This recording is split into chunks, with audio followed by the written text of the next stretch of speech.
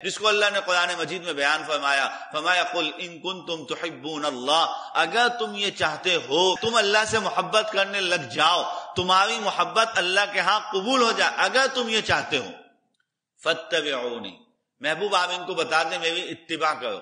اور اتباع عربی کا لفظ ہے، اتباع اور اطاعت دو الگ الگ لفظ ہے، ایک اطاعت ہے اور ایک اتباع ہے۔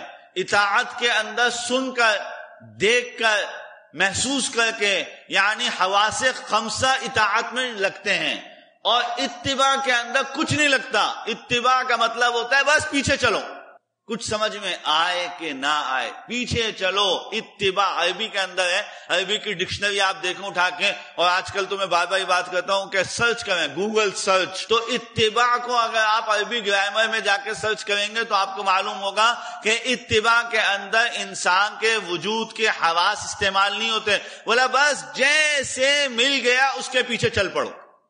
اندھے، کانے، گونگے، لنگڑے، جس حال میں بھی آپ ہیں، اتباع کا مطلب یہ کہ پیچھے چل پڑو۔ اللہ نے اپنے حبیب کے لیے کہہ دیا کہ پیغمبر آپ ہی ان کو بتا دیں کہ اگر تم یہ چاہتے ہو کہ تم اللہ سے محبت کر لو، یعنی تمہاری محبت اللہ کے ہاں قبول ہو جائے، تو تم میری اتباع کرو۔ اس کا نتیجہ، اس کا رزلٹ کیا آئے گا؟ اس کا رزلٹ کیا آئے گا؟ فرمایا پھر تم کو زیادہ کوشش کرنی نہیں پڑے گی، یحببکم اللہ، اللہ تم سے محبت کرنے لگ جائیں گے، اللہ تم سے محبت کرنے لگ جائیں گے، اللہ تم سے محبت کرنے لگ جائیں گے۔ یہ جناب نبی کریم صلی اللہ علیہ وسلم کے طریقہ ہے، اسوہ حسنہ اس کو کہتے ہیں۔